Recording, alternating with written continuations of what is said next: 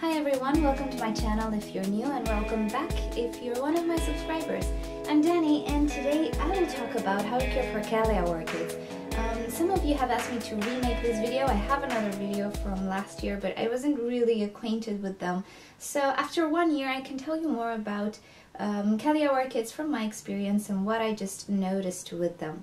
So if you didn't know, Cattleya orchids were actually the first popular orchids in the 1920s in the US. They were more popular than Phalaenopsis at that time. They were used as cut flowers, as corsages. They really look spectacular. So yeah, they set the trend if you want.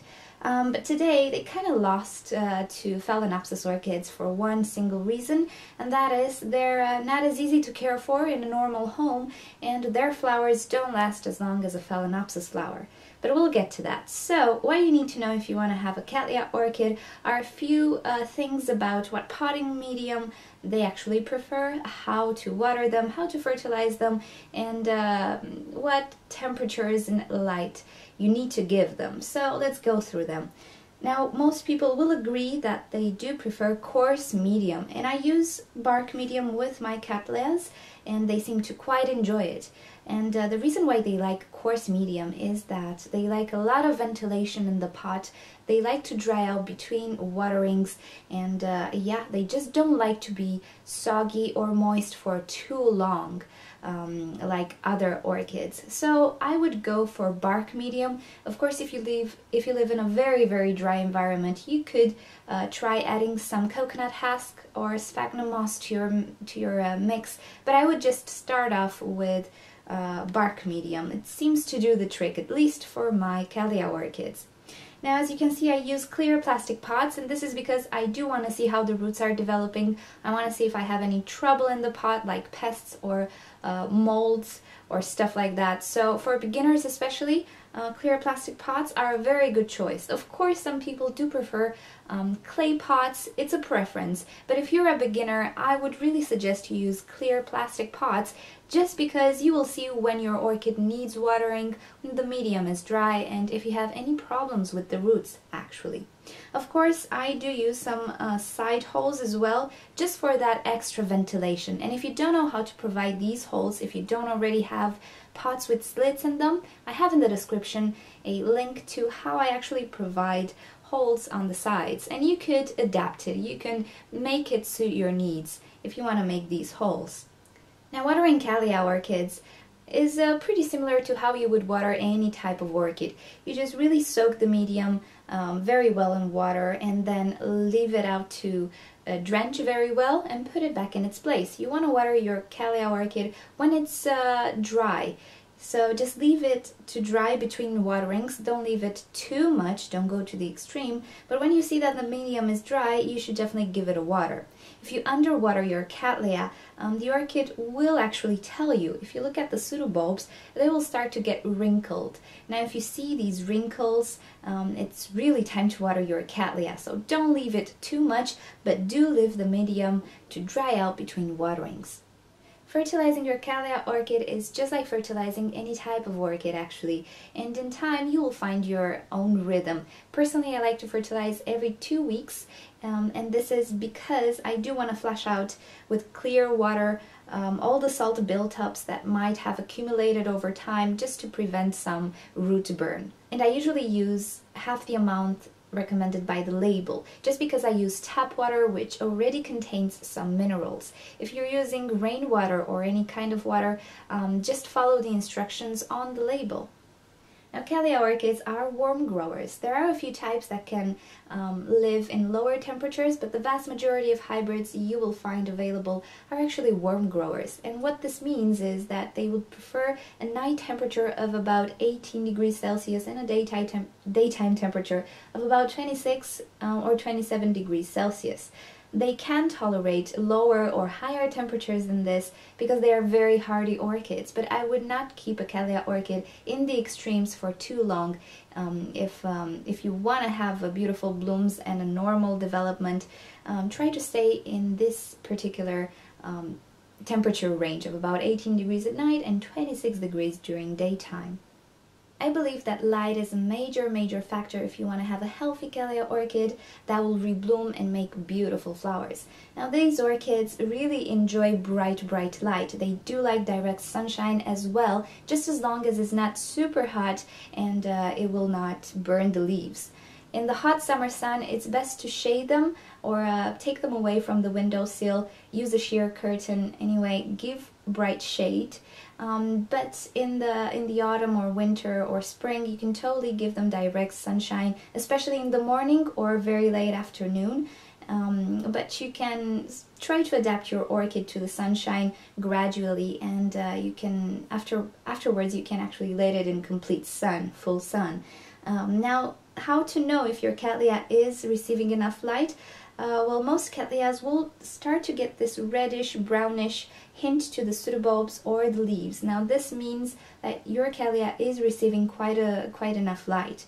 But not all Cattleyas will display this. As you can see, this particular one has no red in the leaves. But if you look at the green of the leaves, you will notice it's light green. Now this means it's receiving adequate light. If your orchid would have dark green, this would mean that it's not receiving enough light, and you should up the light quite a bit. Some Cattleyas will make some sort of freckles on their leaves. Hopefully you can see this. This is again a sign that it's receiving enough light and it's not really a sunburn. Now a sunburn will look something like this, and it usually happens when the orchid is not adjusted to the sun gradually. Now, Cattleya orchids can take quite a bit of sun, and they love bright light. So the most amount of light you can provide to them without actually burning the leaves is what you are trying to aim for with a Cattleya orchid. If you want to rebloom your Cattleya orchids, I think all these factors need to be met. These requirements regarding temperature and watering, but the most important of it all is light. You can actually water it correctly and fertilize it, but it's not guaranteed you will have flowers if you don't provide very strong light. So keep in mind that if you want to have really nice flowers or a regular blooming, you need to provide a high quantity of light. So a southern exposure will work great. Also western, southwestern exposure will do the trick. Eastern exposure with some south will also do the trick, but these orchids cannot be grown in a northern exposure unless you, of course, have artificial light. Now, not all Cattleyas are the same. There are quite a few particularities of each individual variety, and of course you can obviously see here this Cattleya has produced a super huge flower, while this one has a cluster of really tiny flowers. This one is a rather mini Cattleya, and usually you will find these types of Cattleyas very hybridized out there. They're just really space efficient. If you don't have a lot of space, a mini Cattleya is really great. Also, they tend to bloom a few times a year, 2 or 3 times a year with proper care, and yeah, they just don't take up as much space. While this one is a bigger Cattleya. It produces a bigger flower, but it doesn't have that cluster of flowers. Usually you will get 2 to 3 flowers from a big flowered Cattleya orchid, or at least this is just what I've noticed. But of course the pseudobulbs and leaves are bigger. It can get quite big, so you do need more space for this type of Cattleya. And of course there are Cattleyas which have 2 leaves. We call them bifoliate Cattleyas, and the ones that have only 1 leaf. These are unifoliate Cattleyas. Now, people on the internet say that bifoliate Cattleyas tend to be rather fussy, and I'm not sure if this is true, but based on my experience with this one, I would say there is some truth to that. I repotted this one about 2 months ago, and since then it's really not doing anything. It's not dying, it's not shriveling up, but it's really staling, so I'm guessing it's just getting adjusted to my environment, and it takes quite longer than any other of my Cattleyas. So I would say that bifoliate Cattleyas could be slightly more fussy, or they just need more time to adapt your environment, especially if you just repot them. Now sometimes you will find on your Cattleya both pseudobulbs with 2 leaves and pseudobulbs with 1 leaf. It doesn't really mean it's a bifoliate Cattleya, it just means that somewhere in her parentage a bifoliate Cattleya was used, and it still has those genes into it. But as you can see, as the Cattleya grew, it only produced pseudobulbs with one leaf. So this is actually a unifoliate Cattleya, although the pseudobulb has 2 leaves. Now some Cattleyas will produce sheaths from the pseudobulbs, like in this case, and it could take a few months up to a year until you see some buds forming and a flower spike actually forming. And all you have to do is just be patient and wait for your orchid to produce the buds. There are some cases where the orchid will produce blank sheaths and nothing will happen. Usually this happens if you have a very young plant which is coming into full maturity, or if you just purchased the orchid or repotted it until it gets adjusted to your environment, it could produce some blank sheaths. If the phenomenon persists for years in a row, then it's definitely something with your environment or your care that you need to take care of.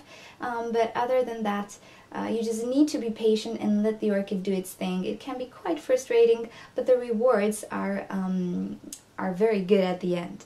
There are those types of Cattleya orchids that do not produce sheath but buds directly from the cane, like this one.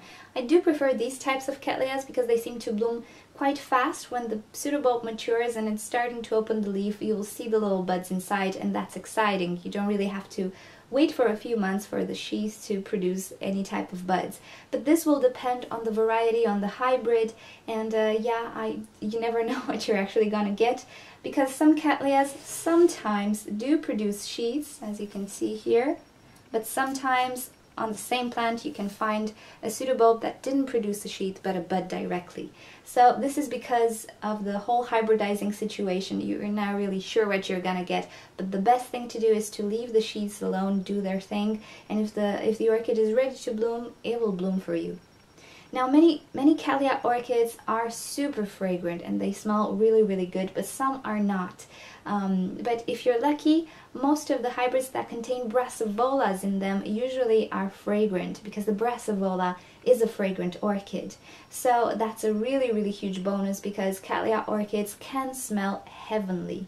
The downside is that the flowers really don't last that long, and certainly not as long as Phalaenopsis orchids, and this is why today they're not as popular as they used to be. You will get about 2 to 3 weeks out of a flower, maybe more depending on your environment, but yeah, that's about the maximum time you will get per flower. If you have a cluster of flowers, you can reach a month or a month and a week or so, but if you only have one flower, in about 2 to 3 weeks it will be spent and the orchid will start growing once again. Okay, so that's about it on the Cattleya orchids. Hope you've enjoyed it, hope you learned something. So if you have any other questions, or I didn't specify certain stuff, you can obviously leave me a question in the comment section and I'll try to get back to you. And yeah, if you have any other things that you like to see in my videos, give me some suggestions in the comments. And of course, if you like what you see, subscribe to my channel. So I'll see you next time. Have a great day. Bye!